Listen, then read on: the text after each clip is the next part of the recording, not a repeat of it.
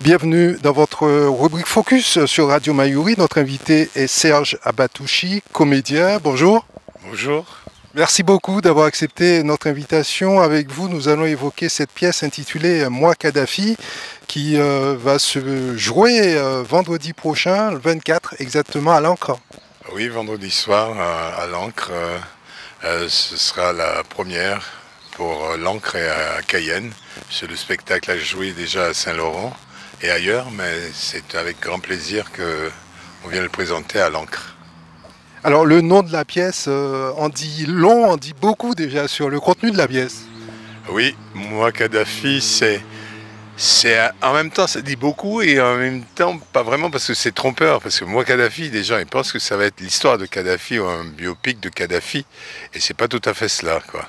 C'est surtout l'histoire d'un comédien à qui on propose de jouer le rôle de Kadhafi et qui se prend au jeu, qui accepte et qu'on va voir se transformer sur scène. Et ce comédien, c'est pas par hasard qu'il accepte de jouer ce rôle-là parce qu'il s'identifie, il reconnaît la voix de Kadhafi en chantre de la décolonisation des États-Unis d'Afrique et tout ça. Et en lui, au moment où il prend Kadhafi, où il raconte l'histoire de Kadhafi, c'est le moment où il va mourir, où on va le tuer. Et lui, il décide que Kadhafi ne doit pas mourir et qu'il va prendre la voix de Kadhafi pour être le prochain guide, le prochain libérateur. Voilà. On va y revenir sur la pièce, mais avant tout, on aimerait faire connaissance davantage avec vous, puisque nous sommes curieux. Serge Abatouchi, parlez-nous un peu de vos débuts dans le théâtre. Alors j'ai démarré en Martinique avec un projet initié par Aimé Césaire qui voulait reprendre tout le travail qu'il avait fait avec les griots, avec Roger Blin, Jean-Marie Serrault à Paris. Il voulait absolument un théâtre chez lui avec une troupe de comédiens professionnels à l'image du théâtre Daniel Sorano de son ami Senghor au Sénégal. Et donc il a mis en œuvre cette chose où il y a eu plein de comédiens, plein de personnes qui sont venues auditionner pour à la fin avoir une troupe de 9 comédiens dont moi je fais partie, où on a reçu une formation de professeurs venant du théâtre national de Chaillot, d'ailleurs du conservatoire, des professeurs Pierre Debauche qui a mené la coordination de ce projet et puis plein d'autres professeurs venant de différents conservatoires et des théâtres français, du territoire français. Et ensuite, nous avons travaillé beaucoup avec la Caraïbe, avec Denis Scott, avec Derek Walcott, avec d'autres intervenants de Porto Rico, Cuba et toute la Caraïbe. Et ensuite, nous avons travaillé avec l'Afrique, et pas n'importe quelle Afrique, puisque j'ai eu l'occasion de rencontrer Wole Soyinka, qui nous a mis en scène avec la métamorphose du frère Géraud. Et on a fait une tournée africaine en 1987, pendant 2 mois, où Wole, lui, venait juste d'avoir le prix Nobel de littérature. Très bien. L'Afrique, pour vous, c'est une source d'inspiration. Vous en avez besoin dans votre quête, peut-être également, en tant que comédien? Eh bien, l'Afrique, j'ai envie de dire que ça fait partie de moi, j'estime que c'est une grande partie de nous, assez méconnue d'ailleurs. On a eu tout plein de fantasmes, plein de choses, mais c'est une partie de nous méconnue parce qu'elle a été, sinon méprisée, mais elle a été mise en déni. Et jusqu'à présent, elle est en déni. Ça fait un gros manque. Quelles que soient les valeurs du métissage et de la créolité et tout ça, je pense que l'Afrique est au cœur et dans mon cœur et c'est très inspirant. Le spectacle a joué d'ailleurs en Afrique, à Ouagadougou en 2022, au Récréatral, et il a pris toute sa force, il a pris tout son sens dans le Sahel au moment où justement l'Afrique est en train de dire « et si nous réparions nos fautes du passé et nous regardions l'avenir différemment et en dehors de la colonisation ». Alors, vous êtes installé à Saint-Laurent depuis 20 ans maintenant? Eh bien oui, un peu plus, mais ça fait un moment qu'on travaille avec la Guyane, et comme dirait une amie bien guyanaise qui nous a dit, la Guyane vous a pris dans ses bras, et c'est une très belle chose. Et nous aussi, on a accepté cette accolade, cet embrassement. Et depuis, nous travaillons à Saint-Laurent. Nous avons un théâtre-école, nous avons mis en place un théâtre-école, c'est le Centre dramatique Kokolampou, qui a fait de la formation, qui est aussi une scène conventionnée d'intérêt national, où nous faisons de l'accueil, de spectacles, de la programmation à l'année. Nous faisons de la production, des accueils, de la création, des accueils en résidence. Beaucoup de personnes sont passés par là et passent encore depuis, des artistes guyanais, des artistes de partout, de Guadeloupe, des Antilles et aussi de l'Hexagone et d'ailleurs. Et donc nous sommes, c'est comme une ruche. Et nous sommes en relation aussi avec l'autre scène conventionnée qui est à Makouria, où nous mutualisons nos programmations et des projets. Et aussi, il faut dire que là où se situe le lieu d'ancrage du Centre dramatique Kokolampou, c'est dans le camp de la transportation qui devient aujourd'hui un écosystème artistique, culturel, extrêmement riche, avec le pôle image, le Fab Lab, le SIAP et la microfolie. Donc c'est un endroit extrêmement riche avec du développement de savoir-faire, une orientation tournée, un regard tourné vers les jeunes, et pas seulement un regard, mais vraiment une initiation de la transmission, de la formation de haut niveau pour nos jeunes de Guyane. Vous ne vous contentez pas de monter sur scène ou de performer, c'est important pour vous de transmettre également, d'assurer la transmission, d'assurer la relève? Eh bien, c'est fondamental parce que je me suis rendu compte, parce que après des années de travail à Paris et à Paris et ailleurs en Europe, je me suis rendu compte que ce qu'il me fallait, c'était pas être comédien simplement un peu en errance au service, à servir la soupe ici et là, mais c'était de faire ce qui m'intéressait, ce qui me concernait, enfin ce qui m'intéressait. Donc il fallait un outil pour créer. Donc j'ai d'abord travaillé avec Evelyne Guillaume, qui est mon binôme, et puis on a fait beaucoup de créations. On a travaillé en collaboration avec le Théâtre d'Art de Moscou, avec plein d'autres artistes. On a fait des projets avec Haïti, Guadeloupe, Martinique, Moscou et Paris. Et puis ensuite la Guyane, on s'est croisé là-dessus avec les Maskilili qui ont voulu qu'on vienne ici. On est venu ici avec un spectacle comme celui-là. Et puis du coup, c'était déjà la compagnie, c'était un premier outil pour mettre en réalisation mes rêves. Et puis il s'est trouvé que un concours de circonstances, une synchronicité de volonté comme ça a fait que le camp de la transportation, l'État, la ville de Saint-Laurent, la DRAC ici, étaient sur un projet sur le camp de la transportation, et nous sommes arrivés là-bas, nous avons trouvé un abri, et cet abri nous l'avons mis à profit, et jusqu'à présent c'est une vraie ruche de création. Serge Abatouchi, parlez-nous un petit peu de l'équipe qui vous accompagne sur cette pièce. Alors l'équipe qui m'accompagne, alors je dois parler de Véronique Canor, qui est l'autrice, avec qui on a eu un travail, une collaboration assez étroite.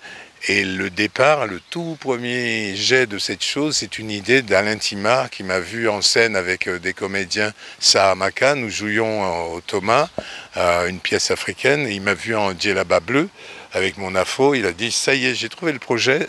Vie et mort d'un tyran, Kadhafi. Je dis oui, donc c'est Alain Timard qui lance le projet et Véronique Canor qui vient nous rejoindre pour l'écriture, avec qui on a collaboré de très près, avec des résidences multiples avant d'arriver à l'écriture théâtrale et au spectacle qui est en cours maintenant. Vous parliez d'Afrique, de Ouagadougou, mais il faut noter que cette pièce, vous l'avez déjà jouée à d'autres endroits, notamment en Corse, à Ajaccio, la Scala à Paris, de nombreux endroits. Oui, on l'a joué aussi en Guadeloupe et en Martinique, puisque la scène nationale Martinique et la scène nationale Guadeloupe sont coproducteurs, et le Théâtre des Halles en Avignon, en 2022 où il y a eu la création, et ensuite on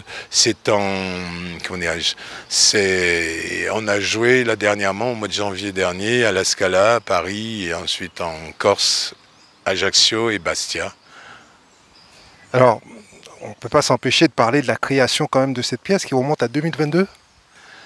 Ça remonte à 2022, la création, la mise en scène. Enfin, mais sinon, avant, le moment clé et charnière, c'est 2020, où nous avons en Martinique avec ETC Caraïbes qui a accueilli Véronique Canor en résidence d'écriture et qui nous a accueillis avec Alain Timard, le metteur en scène, et moi-même le comédien. Nous avons mis à l'épreuve l'écriture de Véronique pour l'amener à la scène, ce qui a donné une restitution, une lecture qui a eu lieu à l'Atrium dans un premier temps, ensuite à Paris, au Théâtre des Halles à Avignon.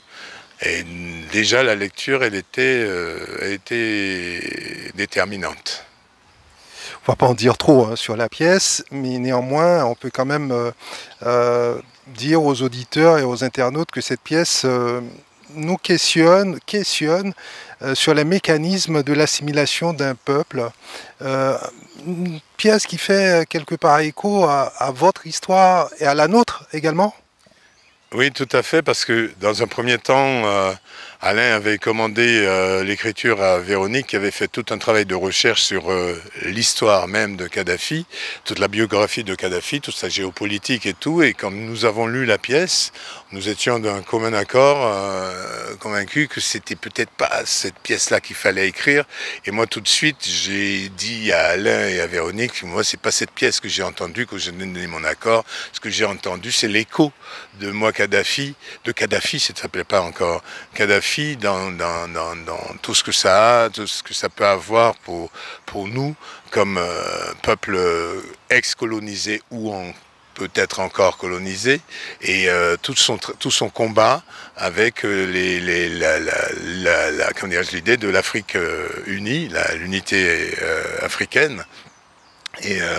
Et donc moi, jeune, j'avais été, comme beaucoup de jeunes comme moi, fasciné par le colonel parce que c'était l'un des premiers à parler de façon très forte et virulente de la décolonisation. Et nous étions dans cette démarche, et donc inévitablement ça faisait écho. Donc la pièce, elle parle beaucoup de ça. Qu'est-ce que ça veut dire Kadhafi? C'est le regard inversé, si vous voulez, c'est le regard du Sud sur ce dictateur, ce tyran, ce fou, et nous. C'est vrai que Kadhafi, il était à la fois fascinant pour certains et pour d'autres, en fait, on le haïssait. Il était à la fois aimé et haï. C'est toute cette ambivalence que vous avez voulu mettre à l'évidence dans cette pièce. Oui, on a même associé Kadhafi à des noms comme Lumumba, comme Sankara, comme Guevara, tous ces hommes qui, au bout d'un moment, gênent et qui deviennent des hommes à abattre ou des gens qui deviennent mauvais. Kadhafi était un homme qui gênait, justement.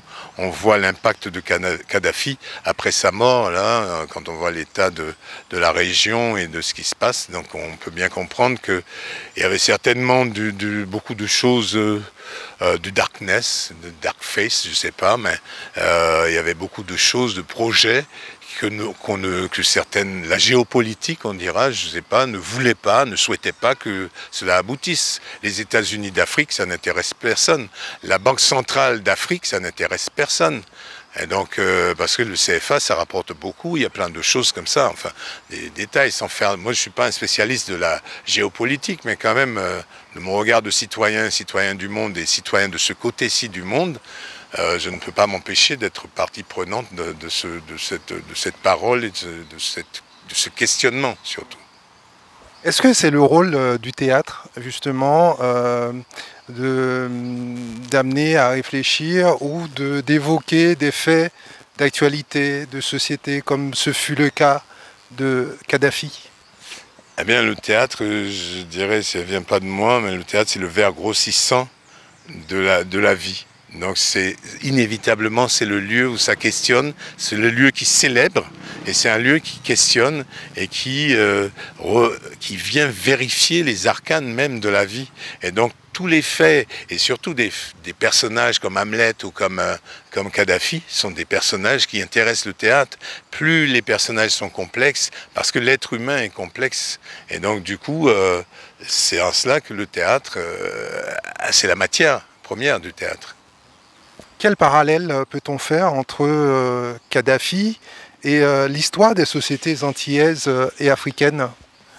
Ah bien, le parallèle, c'est que de façon, comme dirais-je, sourde ou je dirais, latente ou en arrière-plan, il y a toujours eu, je me souviens, comme je dis, dans ma jeunesse, j'étais plus jeune qu'un certain nombre de personnalités, y compris guyanaises, où les gens allaient se former en Libye, voulaient se former pour mener des actions anticoloniales. Et il n'y a pas si longtemps, je crois que pendant la guerre civile du Suriname, il y avait des entraînements, des choses qui avaient été menées par la Libye, par Kadhafi, pour entraîner les jungle commandos. Une alternative à la société occidentale, une alternative venant du Sud, vous y croyez?